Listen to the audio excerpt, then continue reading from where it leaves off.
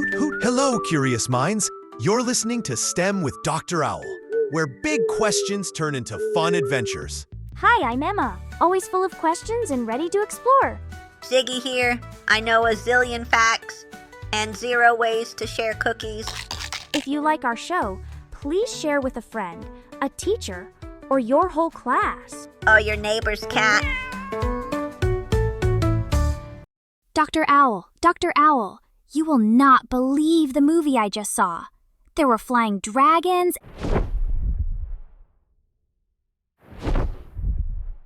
and fire and a boy who became best friends with one. It was amazing. But are dragons real? Could I find a toothless of my very own? Ho-ho. That sounds like a wonderful movie, Emma. It's called How to Train Your Dragon, isn't it? That's a fantastic question. It shows how movies can make us wonder about the world around us. What do you think, Ziggy? Bzzzt. Calculating.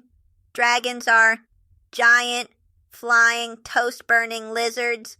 My circuits say. True. I saw one just yesterday. It was, green and had 57 wings, and it asked me for directions to the moon. Bleep bloop. Ziggy, that sounds like one of your silly dreams again. Dr. Owl, what's the real answer? Well, Emma, as much as we'd all love to fly on a friendly dragon, there is no scientific evidence that the giant, fire-breathing dragons from stories have ever existed. But I think people who first told stories about dragons might have been inspired by some very real and very amazing animals. It's like they found puzzle pieces, and their imaginations put them together to create a dragon. Ooh, like a science mystery.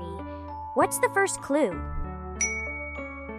All right, explorers, here is your first trivia question. Listen closely. I am a real animal living on islands in Indonesia. I can grow as long as a small car. I have sharp, pointy teeth. And my bite is venomous. That means I have a little bit of poison in my saliva that helps me catch my food. Am I A, a saber-toothed squirrel, B, a giant gummy gator, or C, a Komodo dragon? A gummy gator. Zorp, that sounds delicious. Is it cherry flavored? I think it's C, a Komodo dragon. I've heard that name before. You are exactly right, Emma. Komodo dragons are the largest lizards in the world. They don't breathe fire, but they are so big and powerful, you can see why someone long ago might have seen one and thought, that's a dragon.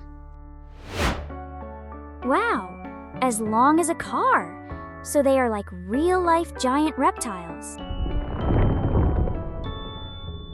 What's the next puzzle piece, Dr. Owl? This next one is a popular pet. It's a lizard from Australia that has a special trick. When it gets scared, it puffs out the skin under its chin, which looks like a spiky beard. Any guesses what it's called? My friend Leo has one. It's a bearded dragon. He says it looks like a mini dragon with all its scales and spikes. It's actually very gentle. That's it. Bearded dragons are a perfect example of how an animal's look can spark our imagination. They look like tiny, peaceful dragons sunbathing on a rock. Ooh, ooh, my turn. My turn for a clue. Beep boop. Long, long ago, people found giant, scary-looking bones buried in the ground. They had horns and big teeth. What were they? Alien dinozoids from planet Zorp? Ho ho! That's a very imaginative guess, Ziggy. You're on the right track with the giant bones. We now call them fossils. What do you think, Emma? What creatures did those bones belong to? Dinosaurs, like the Protoceratops. I learned about that in school. It had a big frill on its head. If I just found its skull, I might think it belonged to a griffin or a dragon. Precisely. Ancient people didn't have science books or museums. When they found the enormous fossilized bones of dinosaurs, they used their imaginations to picture what the creature looked like. A giant skull from the earth? It must have been a monstrous beast that could fly. That makes so much sense. It's like connecting the dots, but the dots are giant bones. Are there any other animals that look like dragons? Absolutely. Think about animals with long, slithery bodies, or ones with tough, armored skin. What does that remind you of? A wiggly noodle? No, wait. A snake and a crocodile. Bleep boop. Crocodiles look like swamp dragons with all those bumps and that super chompy mouth. Excellent examples, Ziggy. The long, powerful bodies of snakes and the armored skin and massive jaws of crocodiles are very dragon-like. And some snakes, called spitting cobras, can shoot venom from their fangs. It's not fire, but a spitting creature is another piece of the dragon puzzle. Wow! So we have giant lizards, spiky lizards, dinosaur bones, snakes, and crocodiles. It really seems like dragons are a mix and match of real animals. I have one last, tiny but mighty clue for you.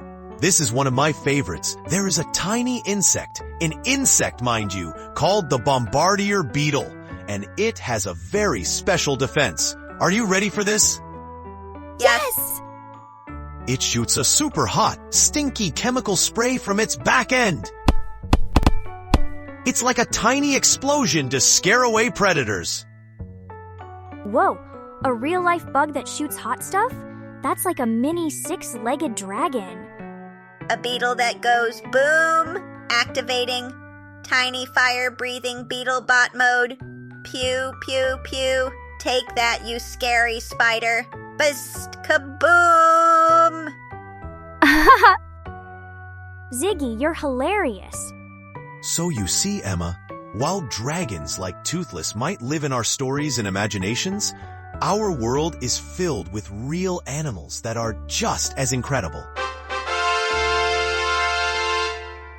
From the giant Komodo dragon to the tiny bombardier beetle, nature has created some truly fantastic creatures that inspired the myth. So dragons are a mix and match of all these amazing real animals. But Dr. Owl, that makes me wonder, if dragons aren't real, how did they make Toothless look so real in the movie? He could fly and move, and his eyes looked so alive. Bleep, bloop. Did they use a giant super cool robot dragon and I missed the casting call? My agent bot will be hearing about this. Zorp. Ho ho! Not a robot, Ziggy, but that's a clever thought. Emma, that is another perfect question. The answer is a special kind of science and art combined called CG. That stands for computer graphics. It's the amazing tool that brings fantasy creatures to life on screen. CG? Wow! Can we learn about that? I think that is a fantastic idea for our next adventure. We can dive right into the magic of how movies are made. That was so much fun, Dr. Owl. I hope all our explorers had a great time too. Hoot hoot! We loved having you with us. If you don't want to miss our next adventure, follow us on your favorite podcast platform.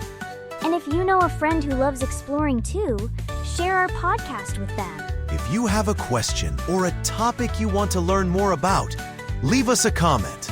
See you next time.